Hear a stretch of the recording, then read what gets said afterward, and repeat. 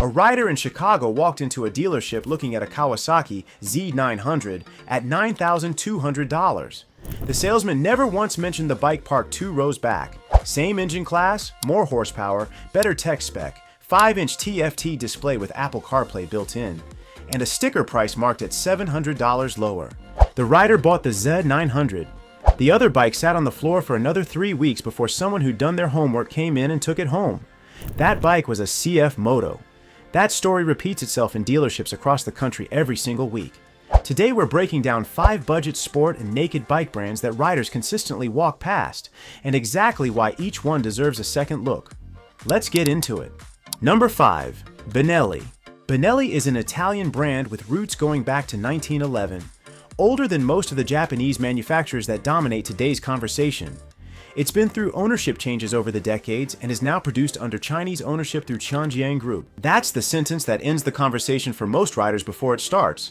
And that's exactly the bias that's costing them money. The Benelli 752S is a parallel twin naked retailing at around $6,500 to $7,500 depending on region. It puts out 77 horsepower from a 754 cubic centimeter engine, sits on a steel trellis frame, and delivers a riding position that independent reviewers consistently describe as one of the most comfortable in the budget naked segment. Build quality on recent models has improved significantly.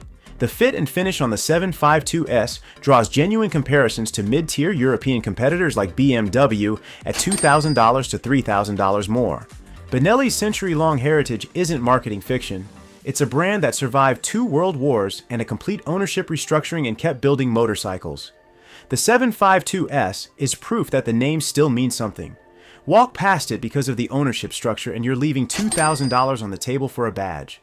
The next brand is hiding in plain sight, parked right next to the bikes that charge you a premium for almost identical engineering. Number 4.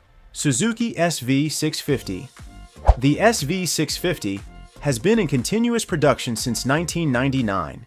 That's over 25 years without a catastrophic failure pattern, without a generation recall, without the kind of documented systemic issue that shadows almost every other bike in this price class. And somehow, in 2025, it's still one of the most consistently overlooked bikes on the showroom floor. The SV650 retails at around $7,699.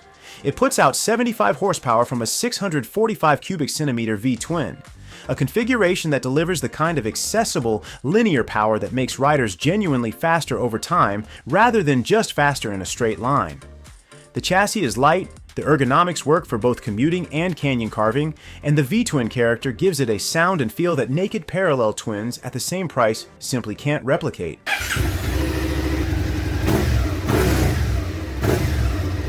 Resale holds remarkably well for a budget bike, consistent with models costing $3,000 to $4,000 more at the 3-year mark. Parts are globally available at independent suppliers. Any mechanic who has worked on motorcycles for more than a week can service one. The SV650 is the bike that experienced riders recommend to everyone and that showroom floor traffic consistently ignores in favor of something with more aggressive graphics and a higher price tag. Every year, thousands of riders walk past it chasing something better. There isn't anything better at this price. There never was. Number 3. KTM Duke 390. The KTM Duke 390 is the bike that gets dismissed because of its displacement and only taken seriously by everyone who actually rides one. At 373 cubic centimeters, it sounds like a commuter. On the road, it behaves like something considerably larger, and the spec sheet it carries justifies a price tag that's almost embarrassingly low for what you're getting. The Duke 390 retails at around $6,000.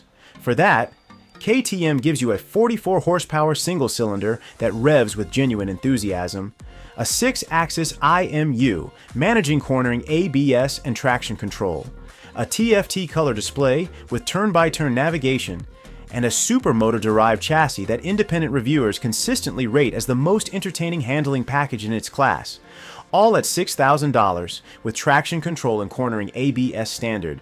Those are features that disappear on bikes costing twice as much.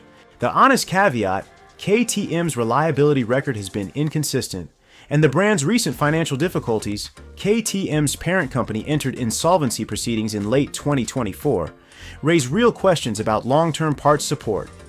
The Duke 390 earns its place on this list on engineering merits alone.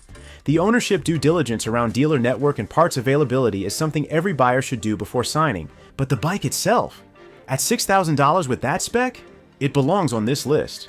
The next brand takes the same philosophy, unexpected performance credentials at a price that doesn't match, and adds something the KTM doesn't have, Italian racing DNA, with a name that actually rolls off the tongue. If you're riding one of the bikes we've covered so far and nobody talks about it at group rides, drop it in the comments right now. The overlooked bikes always have the most loyal riders, and if the wise rider is helping you find value where the showroom doesn't point you, subscribe. Because the top two on this list are the ones that genuinely surprised us when we ran the numbers. Number 2. Aprilia RS457. Aprilia is an Italian manufacturer that has been supplying MotoGP and World Superbike teams for decades. The RS457 is what happens when that racing engineering culture gets channeled into a $6,000 price point. And the result is one of the most undervalued sport bikes on the market right now. The RS457 is a fully fared sport bike powered by a 457 cubic centimeter parallel twin producing 47 horsepower. That number sounds modest until you factor in the weight, 175 kilograms fully fueled, which gives it a power-to-weight ratio that embarrasses significantly more expensive machines in real-world riding conditions. The chassis is a steel trellis frame developed with input from Aprilia's racing division. The braking system uses Brembo calipers, the same brand fitted to MotoGP machines as standard equipment on a $6,000 motorcycle. That's not a spec sheet detail. That's a choice that reflects where the engineering priorities actually are. Cornering ABS and traction control come standard. The riding position is genuinely sport-focused without being punishing for street use. Independent reviewers testing the RS457 against the Honda CBR 500R, a $7,200 competitor with less power and softer chassis tuning, consistently rate the Aprilia as the more rewarding machine to ride. You're paying $1,200 less for a bike that's more capable and carries Brembo brakes. The only reason it's not selling faster is because the name on the tank isn't Yamaha or Honda, and that's the opportunity. Number 1. CF Moto 800 NK. CF Moto is a Chinese manufacturer. That sentence is where most riders stop reading. It's also where the most interesting value story in the current budget naked market begins. CF Moto builds the KTM 790 engine under contract for KTM and has done so for years. The 800NK takes that same 799 cubic centimeters parallel twin, the engine that powered the KTM 790 Duke, one of the most celebrated middleweight nakeds of the last decade, slightly detunes it for street character, installs it in a purpose-built chassis, wraps it in aggressive styling, and retails the whole package at $8,499. The KTM 890 Duke, KTM's current evolution of the same engine platform, starts at $11,299. That's a $2,800 gap for motorcycles that share an engine lineage. The spec list at that price point is remarkable. KYB suspension at both ends with full adjustability, radial mount 4-piston front brakes, and a 5-inch TFT display with Bluetooth and Apple CarPlay as standard. On the dyno, the 800NK puts out 93 horsepower, meaningfully more than the Suzuki GSX 8S and Honda CB750 Hornet it competes against, in a package that undercuts both by thousands. Independent reviewers who tested it back-to-back against those bikes consistently noted the same thing. Cover the badge, and the CF Moto belongs in that conversation. The honest weaknesses deserve the same airtime. Cold start behavior is rougher than the KTM.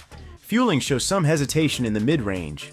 The dealer network is still developing in the United States, which means parts access and service convenience aren't yet at the level of the Japanese competitors.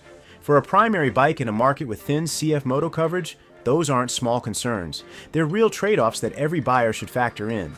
But for a rider with a dealer nearby and the willingness to do a little homework, the 800NK is the most performance per dollar available in the middleweight naked segment right now, and it's not even close. The riders who know these 5 brands tend to stay quiet about it.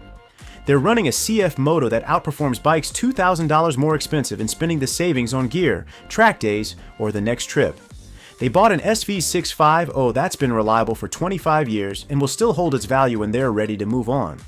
They picked an Aprilia RS457 with Brembo brakes for $6,000 because they read past the brand name and looked at the spec sheet. These aren't compromise bikes, they're the bikes the market underprices because the name on the tank isn't the one the algorithm promotes. Do the research, cover the badge, buy what the numbers say. That's what the Wise Rider's here for. Subscribe, and we'll see you in the next one.